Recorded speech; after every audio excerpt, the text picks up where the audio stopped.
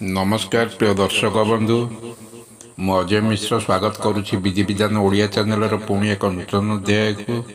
दर्शक बंधु आज अध्याय जानिबा मेष मासर 12 गोटी राशि राशिफल संपर्क में अर्थात पणा संक्रांति ठारू वृष संक्रांति पर्यंत यही गोटे मासर 12 गोटी राशि राशिफल संबंध आसतु आलोचना करवा। प्रथम जानिबा मेष राशि। मेष राशि नूतन व्यवसाय आरंभ करिपारंती। दैनिक रोजगार रे बाधा सृष्टि होई पारे। नूतन बंधु मिलिबार सुजोग जुटी पारे। सावधान रे एई गोटे मास चलिबा उचित। शारीरिक असुस्थता देखा देब। परिवार रे शांति मिलिबो। कर्म क्षेत्र रे जगी रखी चलिबा उचित हब। महिला माने कर्म क्षेत्र रे सुखी हेबे। महिला मानक पई ए मासटी अत्यंत सुखकर अटे। एबे आसंतु जानिबा वृष राशि। वृष राशि व्यक्तिक पई व्यवसाय रे लाभवान हेबे। आर्थिक क्षेत्र रे अटकी जाइथिबा कार्य संपूर्ण हेब। आर्थिक अनाटन बा अभाव दूर हेब। बंधु मानकर सहयोग मिलिब। पुरातन बंधुक सहित भेट हेबार भेट होई पारे। कर्म क्षेत्र रे उन्नति हेब। पारिवारिक सुख वृद्धि हेब। शारीरिक असुस्थता दूर हेब। छात्र छात्री माने पाठ पढ़ारे सफलता लाभ करिवे। एबे आसंतु जानिबा मिथुन राशि। मिथुन राशि व्यक्ति कर्म क्षेत्र रे अत्यधिक परिश्रम करने को पड़ पारे। व्यवसाय रे सफलता लाभ करिवे। सामाजिक मान सम्मान वृद्धि पाइबे। मानसिक शांति वृद्धि पाइबो। महिला माने धर्मपरायण हेबे। छात्र छात्री माने शिक्षा क्षेत्र रे आग्रह प्रकाश करिवे। एबे आसंतु जानिबा कर्कट राशि। कर्कट राशि व्यक्ति माने व्यवसाय रे बंधु माने हैरान करि पारंती।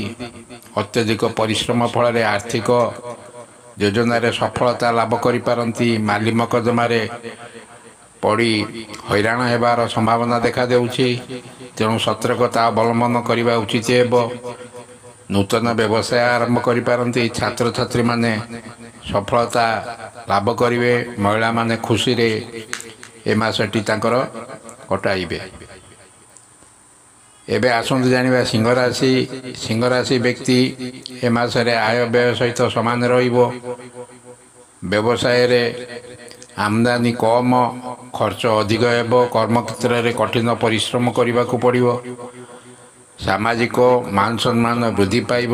निजर आचरण व्यवहार रे परिवर्तन रे भाग्यर उन्नति होई पारे। महिला माने चिंतित रहिबे। छात्र छात्री माने कृतकार्य हेबे। एबे आसंतु जानिबा कन्या राशि। कन्या राशि व्यक्ति कर्म क्षेत्र रे क्रोध एवं दुष्ट मित्रक जोगो कार्य बिगिड़ जाई पारे। शत्रु मानक ठारू सतर्क रही दूरे जावा उचित। कौनसी भाई बंधु को सहयोग जोगु उन्नति होई पारे। वाद विवाद रु दूरे रुहंतु। सतर्कता अवलंबन करंतु। छात्र छात्री माने कृतकार्य हेबे। एबे आसंतु जानिबा तुला राशि। तुला राशि व्यक्ति व्यवसाय क्षेत्र रे मासरे लाभ केते समान रहिबो। पुराना समस्यार समाधान हेब। कर्म क्षेत्र रे उच्च प्रशासित हेबे। बंधु मिलन होई पारे। अर्थ लाभर आशा मध्य अछि। महिला माने संतान सुख रे सुखी हेबे। छात्र छात्री माने शिक्षा क्षेत्र रे ढेर उन्नति करिवे।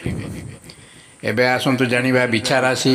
बिछा राशि व्यक्ति ए मासरे कर्म क्षेत्र रे वरिष्ठ अधिकारी कथा मानी कार्य करने द्वारा सफलता लाभ करेंगे। सामाजिक मान सम्मान बजाय रखा अत्यधिक परिश्रम करने को पड़ो। ଅର୍ଥ ଦିଆନିଆରେ ସାବଧାନତା ଅବଲମ୍ବନ କରିବାକୁ ପଡ଼ିବ, ନଚେତ ହଇରାଣରେ ପଡ଼ିଯିବେ। ମହିଳାମାନେ ସୁଖୀ ହେବେ, ଛାତ୍ରଛାତ୍ରୀମାନେ ସାବଧାନ ରହିବା ଉଚିତ। ଏବେ ଆସନ୍ତୁ ଜାଣିବା ଧନୁରାଶି। ଧନୁରାଶିର ବ୍ୟକ୍ତି ଏ ମାସରେ ବ୍ୟବସାୟରେ ଲାଭ କିଛି ସମାନ ରହିବ। ପୁରାତନ ବନ୍ଧୁଙ୍କ ସହଯୋଗରେ ଉନ୍ନତି ହେବ।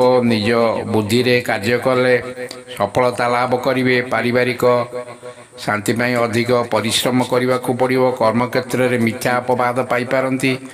ଛାତ୍ରଛାତ୍ରୀମାନେ ସଫଳ ହେବାର ଆଶା କମ୍। ଏବେ ଆସନ୍ତୁ ଜାଣିବା ମକର ରାଶି। ମକର ରାଶିର ବ୍ୟକ୍ତି କୌଣସି ଶୁଭ ସମ୍ବାଦ ପାଇପାରନ୍ତି। ବ୍ୟବସାୟରେ ଉନ୍ନତି ହେବ। ବାକି ରହିଥିବା ଅର୍ଥ ମିଳିବ।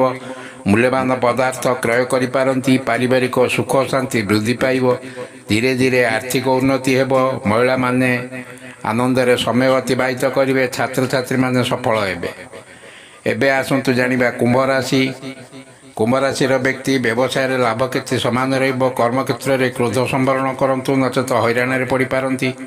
କୌଣସି ବନ୍ଧୁଙ୍କ ସହଯୋଗ ପାଇପାରନ୍ତି। ପାରିବାରିକ ଶାନ୍ତି ମିଳିବ। ମହିଳାମାନେ ସୁଖୀ ହେବେ। ଛାତ୍ରଛାତ୍ରୀମାନେ ଅଧିକ ପରିଶ୍ରମ ଦ୍ୱାରା ସଫଳତା ଲାଭ କରିବେ। ଏବେ ଆସନ୍ତୁ ଜାଣିବା ମୀନ ରାଶି। ମୀନ ରାଶିର ବ୍ୟକ୍ତି ଏମାସରେ କର୍ମକ୍ଷେତ୍ରରେ ଉନ୍ନତି ହେବ। ବ୍ୟବସାୟରେ ଲାଭବାନ ହେବେ। ବନ୍ଧୁ ସହଯୋଗ ମିଳିବ। ପାରିବାରିକ ସୁଖ ବୃଦ୍ଧି ପାଇବ। ଅର୍ଥ ଦିଆନିଆରେ ସାବଧାନତା ଅବଲମ୍ବନ କରନ୍ତୁ। ନୂତନ ବନ୍ଧୁ ମିଳିପାରନ୍ତି। ମହିଳାମାନେ ଆନନ୍ଦରେ ସମୟ ଅତିବାହିତ କରିବେ। ଛାତ୍ରଛାତ୍ରୀମାନେ ଉଚ୍ଚଶିକ୍ଷା ପାଇଁ ଆଗ୍ରହୀ ହେବେ। ଏହି ହେଉଛି ଏ ମାସର ମେଷ ମାସର 12ଗୋଟି ରାଶିର ରାଶିଫଳ।